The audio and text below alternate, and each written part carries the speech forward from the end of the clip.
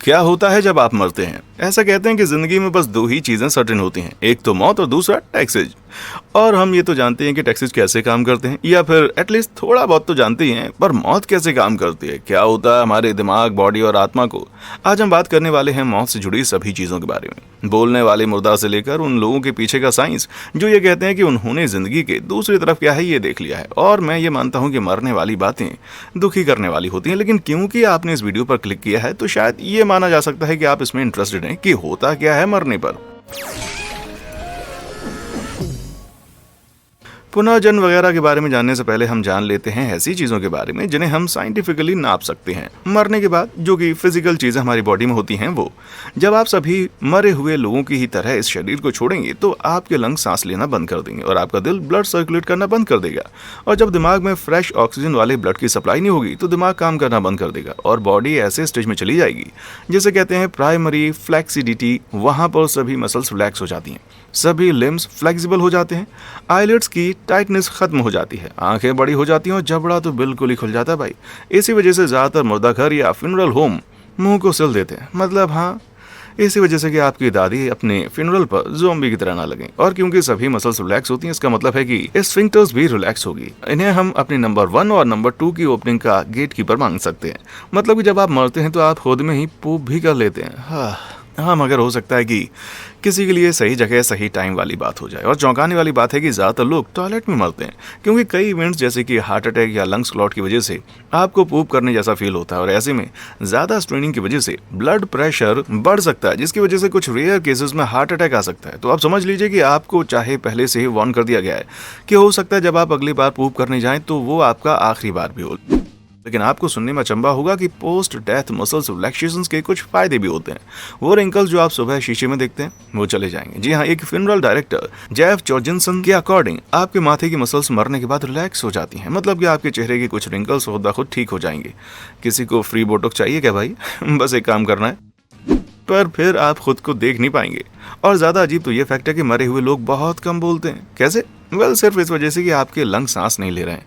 ये समझना कि उनमें हवा ही नहीं है गलत होगा। तो जब किसी मुर्दा पर प्रेशर लगाया जाता है, जैसे कि जब उसे इधर उधर मूव किया जाएगा तो हवा विंड पाइप से ट्रेवल करके वोकल कॉर्ड्स तक आ जाएगी, जिसकी वजह से कोई आवाज, मोन, ग्रोन या फिर हल्का चिल्लाना सुनाई दे सकता है।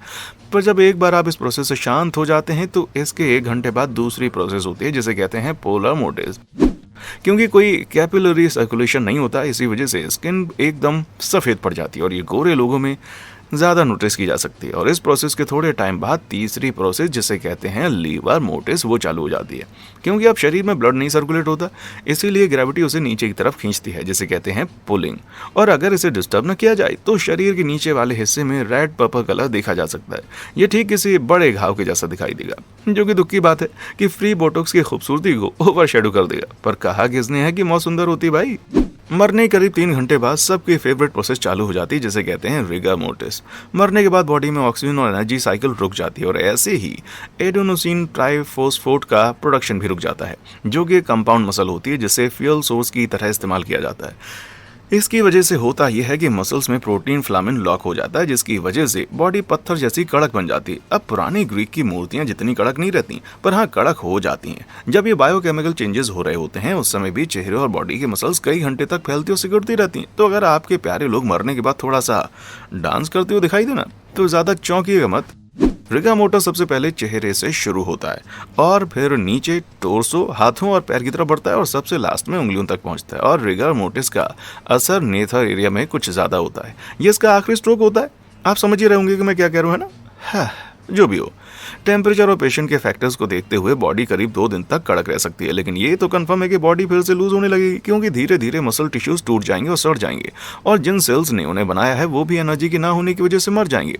प्रोफेशनल इसे सेकंड फ्लेक्सिडिटी कहते हैं और लगभग 3 दिन से जैसे रिगर मोटिस आया था वैसे ही चला जाएगा। सबसे पहले उंगलियां लूज होंगी, फिर पैर की उंगलियां और फिर आखिर में चेहरा लूज होना शुरू हो जाएगा। ये कड़कपन डरावना हो सकता है, मगर जानते हैं इससे भी ज्यादा डरावना क्या है?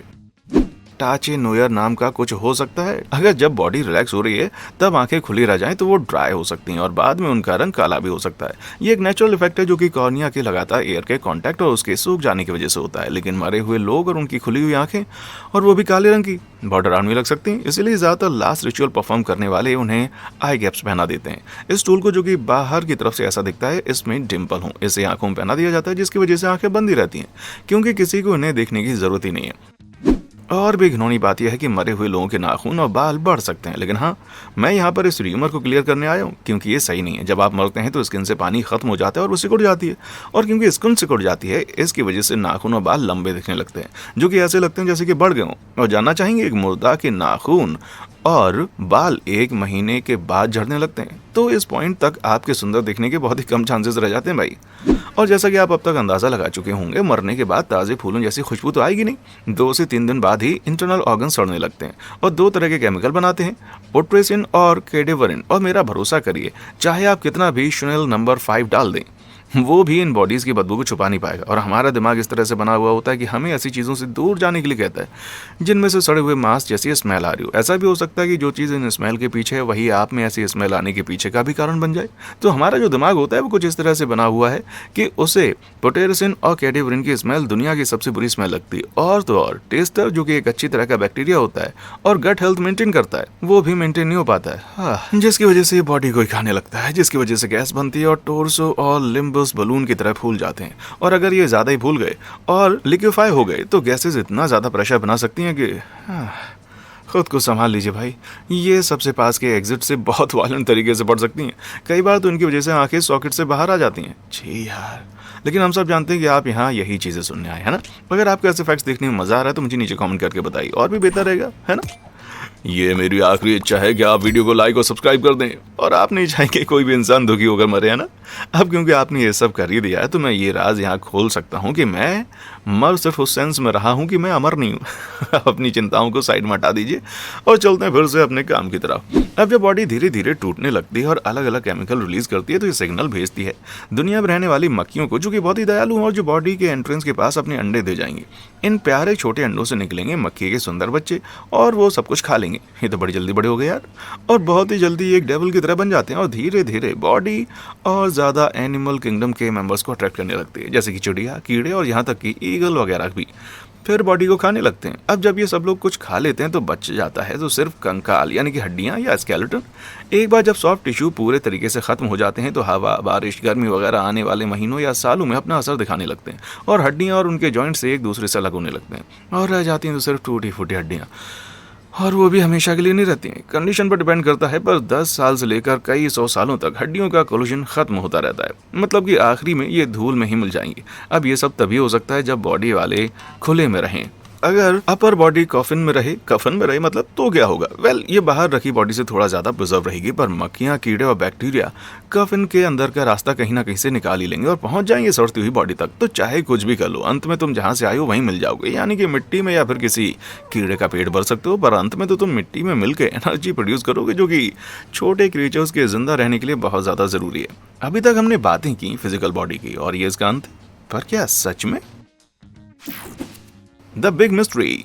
मौत के बाद क्या होता है इस पर हर किसी का अलग ओपिनियन होता है। कुछ भरोसा करते हैं कि कुछ नहीं होता और बॉडी के बायोलॉजिकल पार्ट्स जो कि हमारे सेंसेस को चलाते थे वो अब काम नहीं कर पाएंगे और इसी वजह से इनके खत्म होने के बाद हम कुछ भी फील नहीं कर पाएंगे। पर कुछ लोग ये मानते हैं कि मरने के बाद पुनः जन्म होता है। तो इससे पहले कि हमें इस पर साइंस का चश्मा चढ़ाए, ये देखते हैं कि ये लोग क्या कहते हैं। चले। क्रिश्चियन लोग कहते हैं कि सभी इंसानों की आत्मा होती है। क्रिश्चियन के अकॉर्डिंग आत्मा एक स्पिरिचुअल एसेंस है जो कि इंसान के बर्तन जैसे शरीर में भरी हुई है। कई लोग इसे ही अपना फोकल पॉइंट मानते हैं, एक ऐसी सुपरनेचुरल चीज जो साइंस नहीं देख सकती। जब फिजिकल बॉडी मर जाती है तो क्रिश्चियंस ये मानते हैं कि उनकी आत्मा एक जगह खड़ी की जाएगी जहां भगवान उनके सभी पाप पुण्य को नापेंगे जो भी उसने धरती में रहते समय किए होंगे। और कई अच्छे क्रिश्चियंस फिर स्वर्ग का दरवाजा खटखटाएंगे। और 80s के पॉप सेंसेशन बेलिंडा कार्लिसले चाहे आपसे जो भी कहें, स्वर्ग धरती पर नहीं है। ये एक तरह का नॉन फिजिकल स्टेट है जहां पर अच्छे क्रिश्चियन अपने भगवान और एंजल्स के साथ बस चिल करते हैं। पॉपुलर बिलीफ के खिलाफ बाइबल का कहना है कि स्वर्ग के क्रिश्चियंस के पास नॉर्मल ही बॉडी होगी, मतलब कि वो पंख लगा के उड़ नहीं रहे होंगे जैसे कि पॉप कल्चर में दिखाया जाता है। और दूसरी तरफ अगर आपने ज्यादा पाप किए हैं तो आप अपने आप को नर्क की तरफ जाते हुए या हाईवे पर पाएंगे, जहाँ पर बहुत लंबे समय तक आप रहेंगे पाताल की आग में, दर्द में और तकलीफ में।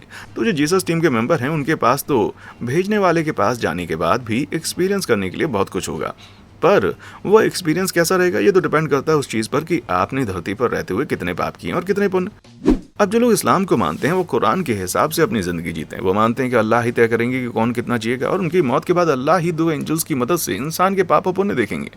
और जब कोई मुस्लिम मरता है तो ये एंजल साहब बता देंगे।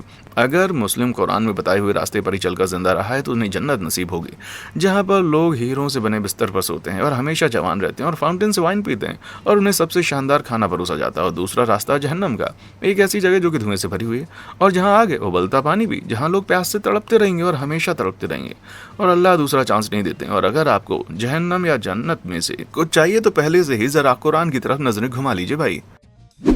जो लोग हिंदू धर्म को मानते हैं वो ये मानते हैं कि जीवन और मृत्यु लगातार चलता चक्र है जिसे संसार कहते हैं। एक बार जब इंसान की बॉडी खत्म हो जाती है तो उसकी आत्मा नए शरीर में चली जाती है और अपने हर जीवन में आत्मा चुनती है कि उसे अच्छे काम करने हैं या बुरे, लेकिन कर्म हमेशा उसके साथ चलेगा और ये बात ध्यान रखेगा कि जैसे काम किए हैं वैसा ही फल भी मिलेगा।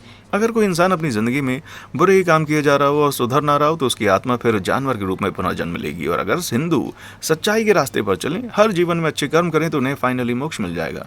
और ये वही पॉइंट होगा जब उनकी आत्मा बार बार जीने और मरने के पहिए से बाहर निकल पाएगी और संसार की मोह माया से मुक्त हो जाएगी। एक तरह की फ्रीडम और हर सुकून एंजॉय कर पाएगी। सुनने में अच्छा लग रहा है ना? जैसा कि मैंने और धर्मों के बारे में बताया, ये आइडिया अपने अपने भरोसे और मानने पर डिपेंड करता है और अपने फेथ में कुछ भी गलत नहीं है, क्योंकि ये एक इंसान की जिंदगी को सही मायने देता है। लेकिन क्या पुनर्जन्म के बारे में कोई ऐसी चीज है जो हम साइंस से नाप सकें? वेल, ये रही साइंस। तो क्या होगा अगर आप रिलीजियस नहीं होंगे तो? हाँ, ये जरूर है कि अभी तक साइंटिस्ट पता नहीं लगा पाए हैं कि मरने के बाद क्या होता है या आत्मा क्या है, लेकिन ऐसे में हमारी मदद वो लोग कर सकते हैं जिन्हें कार्डियक अरेस्ट हुआ हो। कार्डियक अरेस्ट में दिल एकदम से काम करना बंद कर देता है और होश भी, सांस भी सब खो जाता है। और क्योंकि ब्लड और ऑक्सीजन का सर्कुलेशन रुक जाता है इसलिए आपको क्लिनिकली डेड मान लिया जाता है, मतलब कि आप फिर से जिंदा हो सकते हैं। इसे बायोलॉजिकल डेथ से मिलाकर कंफ्यूज मत होइएगा, क्योंकि वहां पर दिल की सेल्स, दिमाग और बाकी ऑर्गन्स ऑक्सीजन की कमी से मर जाते हैं और पूरे तरीके से काम करना बंद कर देते हैं। और ये जहां तक साइंस को पता है इरिवर्सिबल डेथ होती है। 2008 में इंग्लैंड की यूनिवर्सिटी ऑफ साउथहैम्पटन के रिसर्चर्स ने 2000 कार्डियक अरेस्ट के केसेस की स्टडी की और रिजल्ट था एकदम पहेली जैसा उलझा हुआ। ऐसे लोग जो भगवान की कृपा से बच गए वो अपना नियर डेथ इस तरह बताते हैं कि उनमें से 39% ने क्लिनिकली डेड कंडीशन में एक तरह की अवेयरनेस को फील किया। यह अवेयरनेस ऐसी थी जैसे एक अजीब सी शांति हो और समय रुक सा गया हो या बहुत धीमा हो गया हो, या फिर कई केसेस में बहुत तेज चलने लगा हो और उस समय के इवेंट्स याद भी नहीं रहते। और बाकी 9% लोग कहते हैं कि उन्होंने एकदम नियर डेथ एक्सपीरियंस फील किया, जैसे कि उनकी आंखों के सामने पूरी जिंदगी का एक फिल्म की तरह चल जाना, या फिर टनल के आखिर में एक बहुत तेज लाइट।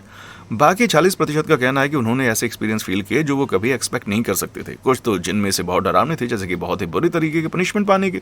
और सबसे अजीब तो ये 2% लोग हैं जिन्होंने फुल अवेयरनेस को एक्सपीरियंस किया, जहां उन्होंने बताया कि कैसे वो उनके आसपास हो रहे सभी इवेंट्स को सुन समझ पा रहे थे, और वो भी क्लिनिकली डेड होने के बावजूद। अब ये बात तो बिल्कुल भी सही है कि साइंस कभी भी ये नहीं जान पाएगा कि आखिर मरने के बाद असल में क्या होता है, पर ऐसा कुछ है जो नियर डेथ एक्सपीरियंस को एक्सप्लेन कर सके। न्यूरो साइंटिस्ट क्रिस्टोफ कोच ये सजेस्ट करते हैं कि कार्डियक अरेस्ट के दौरान एक इंसान को मरा हुआ नहीं मानना चाहिए, क्योंकि वो फिर से जिंदा हो सकता है। शुरुआत में जब ब्लड और ऑक्सीजन ब्रेन तक नहीं पहुंच पाते हैं तो कार्डियक अरेस्ट पेशेंट बेहोश हो जाता है, लेकिन उसके बाद भी ब्रेन इलेक्ट्रिकल एक्टिविटी करता रहता है। तो क्रिस्टोफ कहते हैं कि ठीक एक सपने की तरह दिमाग इंडिविजुअल के कल्चर और एक्सपेक्टेशंस के हिसाब से खुद ही नरेशन बना लेगा। और पॉप कल्चर को देखें तो इसमें ज्यादातर एक टनल के आखिर में लाइट ही दिखती है। ये ऐसा हो सकता है कि कार्डियक अरेस्ट पेशेंट्स आधे होश में और आधे सपने में हो, जहां पर वो सब देखते हैं जिन्हें वो असल में एक्सपीरियंस करना चाहते हैं। दूसरी तरफ ये इसीलिए ज़्यादा इंटरेस्टिंग होता है क्योंकि लाइट टनल असल में आंखों की फिजियोलॉजी हो सकती है। क्योंकि कार्डियक अरेस्ट के समय रेटिना में ब्लड नहीं पहुंच पाता है, इसलिए सबसे पहले आंखों की रोशनी चली जाती है। तो असल में ये टनल आपके विजन का कम होना है, और ये विजन पहले आंखों के कोने से जाना शुरू होता है, फिर अंदर की तरफ पहुंचता है और फिर धीरे धीरे किनारे ज़्यादा डार्क होने लगते हैं, लेकिन सेंट्रल पार्ट अभी भी लाइट देख पाता है। तो किनारों का अंधेरा और सेंट्रल पार्ट का उजाला मिलाकर टनल जैसा कुछ दिखते हैं और फिर सब कुछ गायब हो जाता है। साइंटिस्ट ये मानते हैं कि दिमाग दिल के रुकने से 20 से 30 सेकंड बाद तक काम करता है। इससे हमें ये पता चलता है कि कुछ कार्डियक अरेस्ट जो कि लंबे समय के लिए होते हैं, उनके नियर डेथ विजन बस हमारे दिमाग के ही खेल होते हैं भाई। ऐसा भी हो सकता है कि ये वो सीन्स हैं जो पेशेंट ने क्लिनिकल डेड होने से पहले एक्सपीरियंस किए हों, और जब वो बेहोश होने के बाद फिर से जागते हैं तो उन्हें ऐसा लगता है कि जैसे ये बेहोशी वाले सपने असल में रहे थे जब वो क्लिनिकली डेड थे उस वक्त। ऑफ कोर्स अभी तक इस बात का एकदम सटीक जवाब नहीं मिल पाया कि जिंदगी और मौत के बीच आखिर में होता क्या है। ना ये पता चला है कि जब हम अपनी बॉडी छोड़ देते हैं तो उसके बाद क्या पता चलता है। लेकिन आज के बाद टेक कंज्यूम्ड वर्ल्ड में एक तरीका है जिससे हम मिट्टी में मिलने के बाद भी एग्जिस्ट करते रहेंगे। जहां ज्यादातर लोग ईमेल और बाकी सोशल मीडिया अकाउंट्स बनाते हैं, वहां ऑनलाइन प्रेजेंस ही एक ऐसी चीज है जो हमारे मरने के बाद रहेगी। ज्यादातर सिचुएशन में लोगों के इनबॉक्स भरते रहेंगे। ऐसा भी हो सकता है कि फैमिली मेंबर्स को रिक्वेस्ट करना पड़े कि अकाउंट डिलीट कर दो। क्या उन्हें पर्सनल डिटेल्स और डेथ प्रूफ को देना पड़ेगा? फेसबुक जैसी साइट्स नियर वंस को अलाउ करती है कि वो मरे हुए इंसान के अकाउंट को परमानेंटली कंट्रोल कर सकते हैं, फिर चाहे वो डिलीट भी कर सकते हैं या फिर उसे, जैसा कि फेसबुक कहता है, एक मेमोरियल पेज में भी कन्वर्ट करवा सकते हैं। ये एक तरह का डिजिटल स्पेस होता है जहां दोस्त और घर वाले उस इंसान की यादों को देख सकते हैं। उसकी जिंदगी का मैगजीन सब्सक्रिप्शन खत्म हो गया है भाई। इस तरह से एक आदमी की लेगेसी सिर्फ टॉम्बस्टोन तक नहीं रह जाती, बल्कि उससे भी कहीं ज्यादा रहती है, वो भी फोटोज और वीडियोज के रूप में। बस यही बातें थी मौत के बारे में, और इस बात से कोई फर्क नहीं पड़ता कि हम कितने लोगों से कितनी कहानियां सुने या साइंस या रिलीजन क्या कहता है। असल में कोई नहीं जानता कि मरने के बाद क्या होता है, ये बस मरने वाला ही जानता है। बस एक ही चीज फिक्स है और वो है आ रही है हम सब के लिए। तो क्या मुझे लगता है कि हमें रुकना और इंतजार करना है? हम करेंगे ना इंतजार। तो आपको क्या लगता है कि मरने के बाद क्या होगा? मुझे कमेंट सेक्शन में आकर बताएं। और हाँ, देखने के लिए शुक्रिया। जाते जाते बस इतना कहूंगा, जिंदा रहिए। मिलता हूँ आपसे अगली बार। देखने के लिए शुक्रिया।